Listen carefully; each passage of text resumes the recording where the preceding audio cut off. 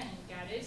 And then we just have our recommendation in the short run and the long run. And then we will draw the conclusion and leave it's 8 minutes for the Q&A, right? Okay, so then we're just going to move on to Luis to talk about the case approach. Thank you, Momo. Thank you, everyone. So basically, what we would like to show you in this slide, in this part, is this is an overview of how we solve the case and how this company is moving in this industry. So first, we're starting analyzing and the key features of the market and the company. We identify positive issues and we identify some challenges. On base of that, we move to the recommendations for the short term and for the long term. So we started with the positive findings of the market, and this is a great market. I mean, if you consider about it now, the market is having $500 million in sellings, and it's estimated to be $900 million. And from that perspective, it is really good because it will allow us to implement and to have the money to implement any solution and to take advantage of the market. Even though we might face some challenges related to the branded players and formal players, we will still have, as a formal company, 40%, and we will have also 25% of great growth, which approximately might give us $250 million. So that makes a good horizon for an investment. Also, it's important to see that among the challenges, not only have the issues with informal people, we also have a developing infrastructure. So, for example, the cold chain, it's underdeveloped, which means that it's not maybe 100% operated, but it's a feature that we need to think about it.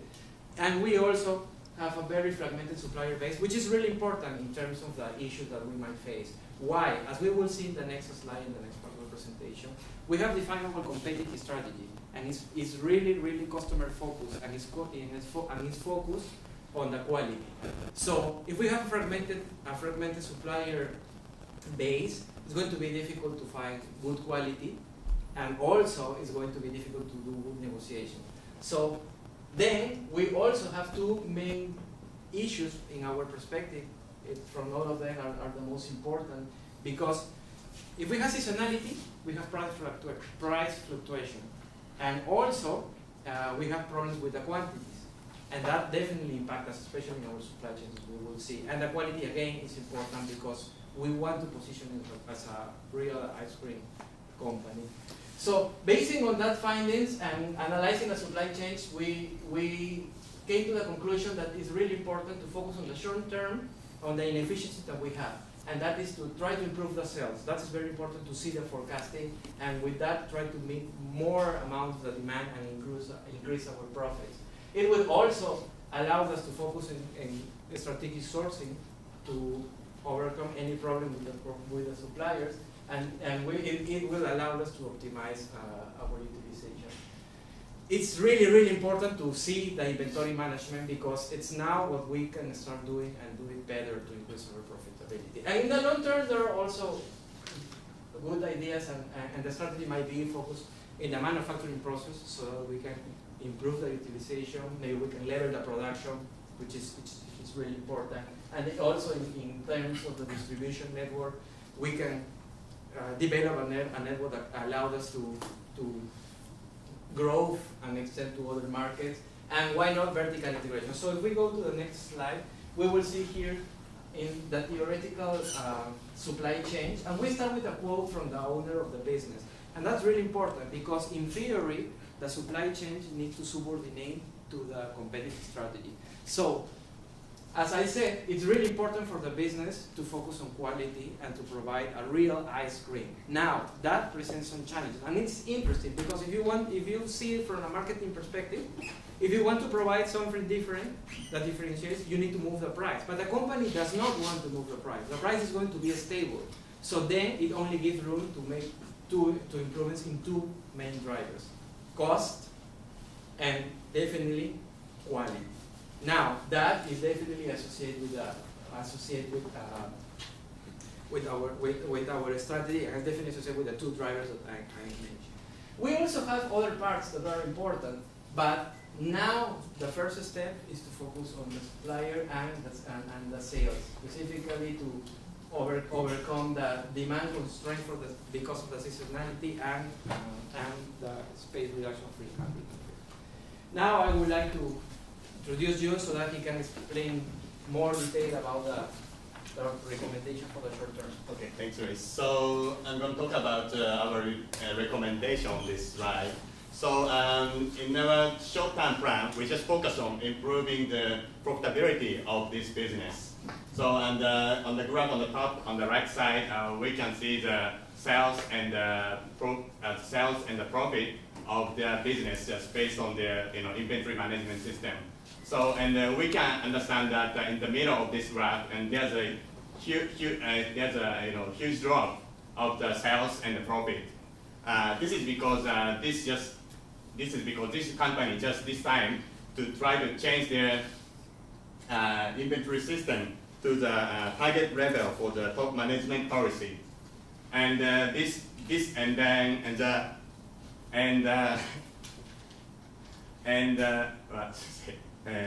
sorry, and this caused okay. So this caused this caused the mismatch of the demand, and the correlation of each product caused a reduction of the sales.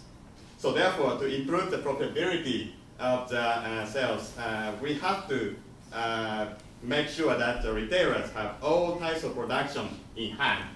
So we can recommend that they should change their inventory system to the continuous service level policy.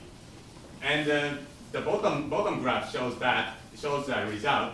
The blue line shows our recommended policy, and the green line is the old policy. And we can understand that even after we enter the 13th weeks, the profit and the sales stays the same. They don't need to get the loss of the. They don't need to lose the sales and after that. So same thing. And if you look at on the right, on the left side, you can understand that the profit and the total sales is improved, and it also contributes to the increase of plant utilization by 8%, and it also increased the profit by 8%. So now I pass the time to the Randa, and he'll talk about the future plan. Thanks, John. So what John talked about is the short-term strategy. So it's focused on the sales and outlet, which means on the retailer side. So once we have a better forecast and we can increase our profit, so then we can move to the supplier and the manufacturer. I mean, our long-term strategy is focused on the supplier and the manufacturer side. So the first thing we talk about is the strategy sourcing. So two things mentioned in the case really matter to the company is one, the quality issue of the raw material, especially the milk. The second is the fluctuation of the price of your raw material, right? So what we try to do is to make it stable. And so what our suggestion is, first, because the major player in the raw material right now is small marketer, a small farmer, I mean. So it's hard for them to increase the yield, at the same time ensure the quality. So what we try to do is have a long-term contract, and by the same time we will have the partnership with these farmers. For example, we'll have some education program, and we will have some expert to tell the farmer how to ensure the quality issues and increase the yield. But on the return, we want to have a long contract with the farmers. We want to make sure how many percentage of their yield must be sold to us, so we can be stable. And next thing, we can also do something like the revenue sharing or profit sharing, which means we can help these farmers to earn more, but on the other side, we can also earn more. Next thing is, it's furthermore, when we go bigger, we want to try to have a vertical integration, which means we will also have our own supplier. We are the supplier, we are also the manufacturer. So if the market going up, going bigger, we can try to be the milk supplier. Also sell the milk or the milk powder to our other manufacturer. But it depends on we have enough enough capital and the market is big enough. So the second thing we mentioned is the manufacturing side. We will try to change the production from the wave production to the level 1, which means we can increase our utilization of the machine. And second is, as the case mentioned, right now they have 60 favors, but our group think, like right now the one retailer, they couldn't sell so many favors in one store, so why not they still produce 60? Maybe they can have a better forecasting and reduce the favor to a certain number. And then we have the product innovation. Okay, talking about the distribution center, our idea is as we develop, we will have our own distribution center because we are not just doing the business in Bangalore. We are also to another city, but it depends on whether we have the distribution center or not. And we idea is maybe once we have the distribution center, maybe we can share distribution centers with others if we have some excess capacity in the distribution center. So okay, and by the way, our solution is based on we will consolidate in Bangalore, which means we will do better and do something good in the Bangalore first, and then we decide to move to another city or extend the market. Okay, thank you. Just 3 comments and we finish with this. First of all, this is a well-established company that has great strengths, for example, in the distribution. But we believe that we need to first, and just making an analogy, we need to first learn how to walk and then we run. Therefore, we need to focus on what is inefficient now. And now we need to change the inventory policy. That's what we tried to show when June was speaking here. So our recommendation is to focus on this. We have some numbers. We run on a huge spreadsheet, including some ideas, some correlations. But the main idea is, if we improve this, we get 80% more efficiency. And then we think to the future. And there are several ways to implement our future recommendations. Thank you very much, and we will be glad to answer any questions that you might have. So let me start with your pricing strategy. So I understand that Getty's has a uniform price for all of their flavors. I also understand, though, that they are priced competitively with the marketplace. We know they have higher quality, higher costs, but they have opted not to try and command a premium for their product. And do you think that's a missed profit opportunity?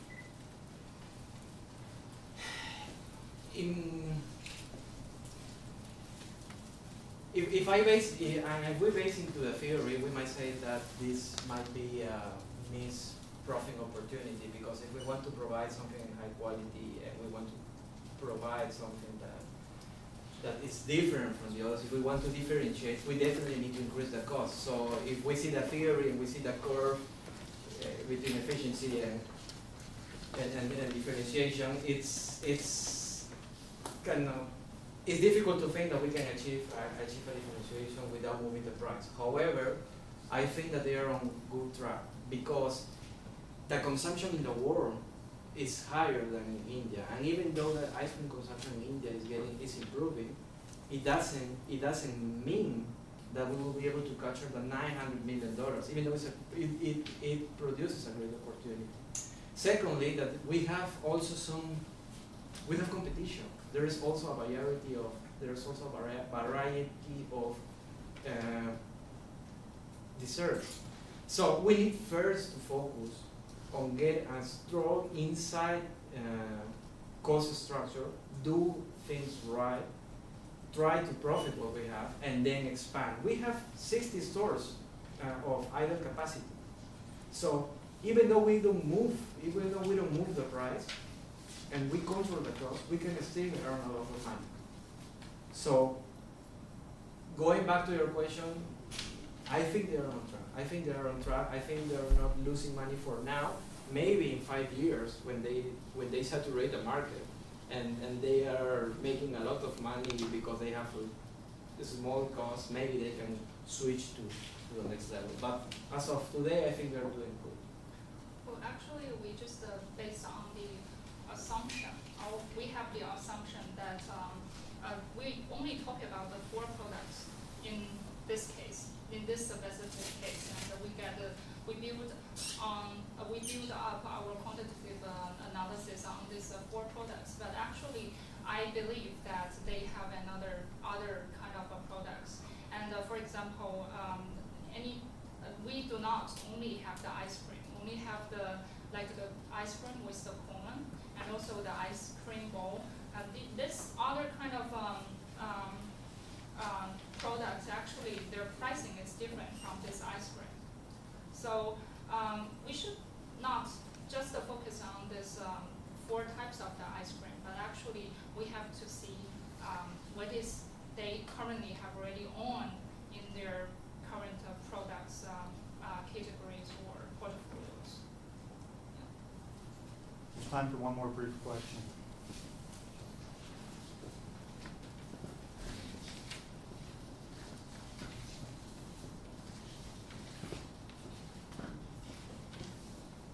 I can add something more to the question. So actually what we do is focus on long term. So right now the market is just growing, right? We are just entering the market. We want to be differentiating. So although our price is the same, we have a better quality. So it's just like we will attract the customer and gain the market first. That's the first thing we need to do here. And then maybe in the long term, we can have some higher level products, which can differentiate the customer. For example, in the long term, you will increase the price of the ice cream a little bit, but you add something more attractive, a better quality, or a better design, something like that.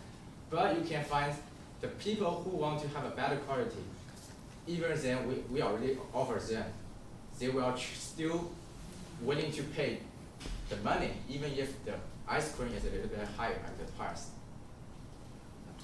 Question, in your long-term plan, the second point you talk about with your expansion into adjacent states. At least when I've been in India, a lot of times they say the taste preference varying every 200 kilometers. Do you think that's something that should factor into your growth model? And with the current structure you have with the 350 limitations, what do you see your impact of that on supply chain and other factors? Well, that is definitely something that we need to analyze for the long term.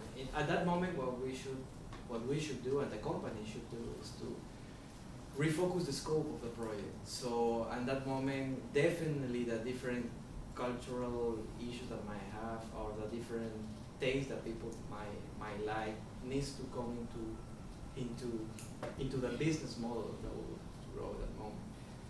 But we cannot now, as of today, say whether it's going to be a failure. We believe that it's going to be a success, but we need to put more pieces into the model and refocus the scope. So, from a supply chain perspective, we have capacity. We have capacity to handle it. We have capacity to grow. Anything can happen. So we can even try to provide services for other kind of desserts, ice desserts. But we need to first analyze it in the next level. So we need to build a business model for that and then leverage our capacity. But we have. Okay. All right, time is up.